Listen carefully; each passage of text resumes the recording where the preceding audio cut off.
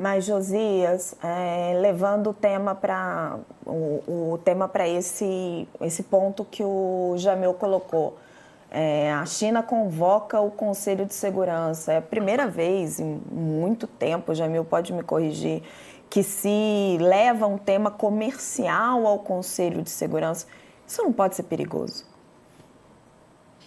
Tem uma certa relevância simbólica, não é? Porque a própria China, a Rússia, os Estados Unidos se encarregaram de esvaziar o Conselho de Segurança numa troca de amabilidades ali.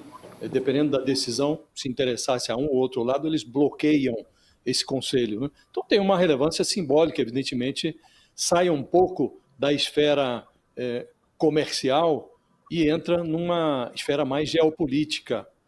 Mas a essa altura é preciso prestar atenção a outros sinais, né? O Jamil já esgotou o tema em relação à China e, de fato, a partir da tarifação recíproca de 100%, qualquer taxação adicional é vista como uma piada, né? Porque, na prática, Estados Unidos e China bloquearam os seus respectivos mercados um para o outro, né?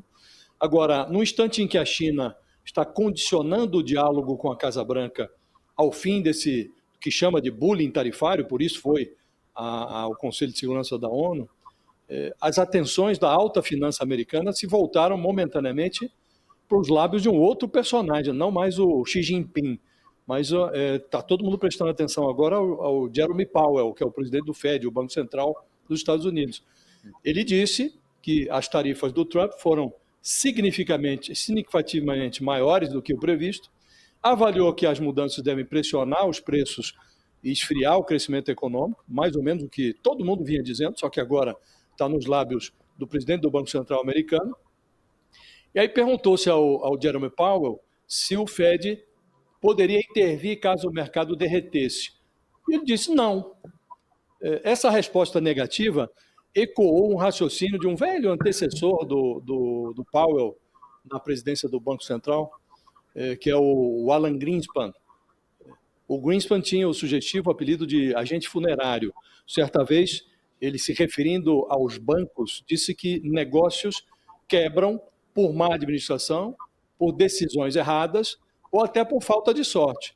No caso americano, o nome da ameaça é Donald Trump. E não foi por falta de sorte que o Trump virou presidente dos Estados Unidos. Foi por deliberação, decisão da elite americana e do eleitorado, da maioria do eleitorado. Então, as declarações do Jerome Powell fizeram derreter ações de Wall Street, mais uma vez.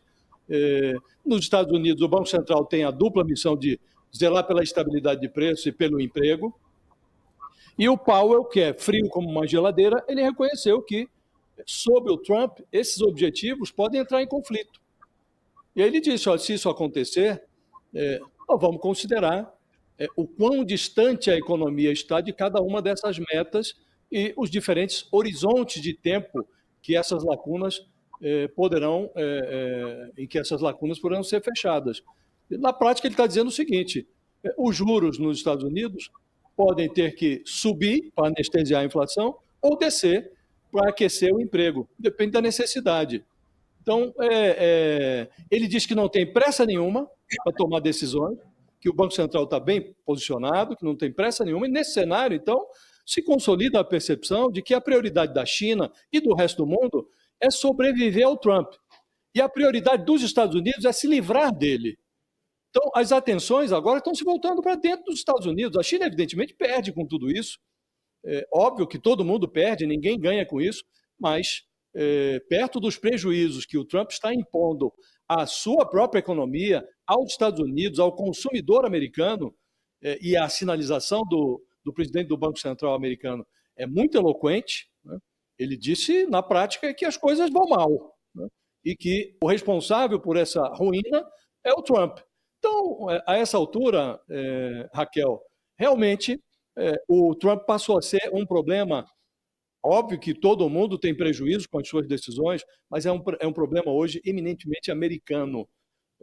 Como disse, o mundo tem que sobreviver ao Trump, mas os Estados Unidos precisam arrumar um jeito de se livrar dele, ou de anestesiá-lo enquanto não puder se livrar dele. Léo, o Josias lança um desafio importante. Os Estados Unidos têm que dar um jeito de sobreviver ao Trump ou anestesiá-lo enquanto não puder se livrar dele. São 4 anos. São 4 anos, né? Como diria, são as dores e delícias da democracia, né? Ele foi eleito e você tem 2 opções, né? O impeachment existe, mas ele está fora de cogitação. Né? Não há apoio popular para isso, e eu vou ser sincero, não vai haver apoio popular para isso, né? Mesmo com queda na taxa de aprovação, segundo os institutos e a mediana dos institutos, né? O Trump continua com uma grande quantidade de apoiadores e apoiadores extremamente radicais, né, defendendo ele. Basta ver o que foi ele indo ao UFC lá nos Estados Unidos dias atrás e toda a repercussão. Sabe, existe porque a gente olha para os Estados Unidos, a gente acha que os Estados Unidos é uma amálgama, é uma coisa única, uma massa, né? E não há nada mais diferente do que um cidadão de Nova York, de Manhattan, por exemplo, com um cidadão de determinadas áreas do meio oeste norte-americano, ou do Cinturão da Ferrugem, né? Ou da Califórnia. São países diferentes lá dentro. E uma grande quantidade de pessoas apoia Trump ainda. Trump tem uma taxa de aprovação de mais de 40%, e não é 40% qualquer não, é um pessoal ferrenho, né? Defensor ferrenho, que acredita piamente de que Trump vai chegar lá. E mesmo o pessoal que não que pode até ser democrata, tem gente entre os democratas que critica ele por determinadas decisões, mas elogia por outras, né? Ainda, na verdade, ele tem uma camada e um colchão de apoio. Você tem eleições do ano que vem, né? Os midterm elections, né? Que vai renovar uma parte do Senado e a Câmara e uma parte do Senado, né? Só que mesmo assim, né, não se espera, pelo menos por enquanto, grandes mudanças, porque uma parte significativa, inclusive dos republicanos, dependem de Trump para se reeleger, demonstraram a ele apoio e amor, ele varreu o Partido Republicano, trocou, tirou o pessoal das antigas, tem lá o pessoal fiel a ele, né, e em determinadas regiões dos Estados Unidos o eleitorado vai de Trump ainda. Então, o que acontece? Né, pode acontecer daqui até o meio do ano que vem um derretimento da economia. Né? A questão é, como é que a economia vai reagir se Trump tomar uma medida extremada, como sacar Jerome Powell do Banco Central norte-americano, do Federal Reserve? Isso é interessantíssimo, inclusive, né? Aqui no Brasil, o pessoal reclama dos rompantes desnecessários do Lula contra a presidência do Banco Central, mas lá está cheio de gente que está passando um pano, tem um monte de liberal passando um pano também para a situação. O Trump está indo, ele, nas ameaças, no que o Josias comentou, né, do Powell falando, olha, não vamos intervir, vamos esperar, porque faz sentido, né? A gente não pode ter um capitalismo em que você socializa o prejuízo e privatiza o lucro, né? As pessoas têm que ser responsáveis pelo que fazem também, não adianta ficar salvando empresas e outras coisas mais, e se o país votou para ter Trump como presidente, agora ele vai ter que arcar com as consequências, inclusive, da política que ele está tentando implementar. Só que o que aconteceu? O Trump ficou possesso com relação a isso e já falou que retirar a saída do Powell pode não ser rápido o suficiente, numa ideia de que ele pode sacar Powell fora. Ou seja, que ele pode intervir no Banco Central norte-americano, no Federal Reserve, apesar de toda a repercussão negativa que isso pode causar. Né? O ponto é o seguinte, só para terminar, a gente está na seguinte situação.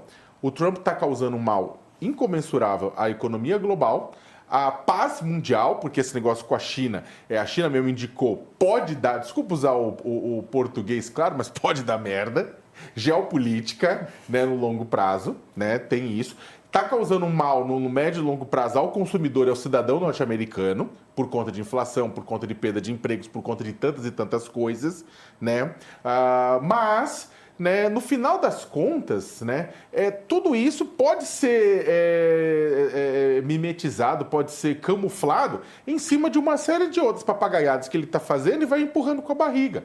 Imigração, tantas outras coisas que ele vai empurrando, ele vai usando como cortina de fumaça, ele vai usando para mobilizar uma parte da população norte-americana. O problema é o quanto o mundo vai aguentar. Né, que os Estados Unidos pode até aguentar, porque é um admirável mundo novo que está se desdobrando, um novo presidente que está adotando práticas nunca antes vistas, pode ser, ele pode caminhar inclusive para um governo de características que misturam democracia com autoritarismo. A questão é o quanto o mundo aguenta, e o quanto o mundo aguenta sem isso descambar em algum conflito.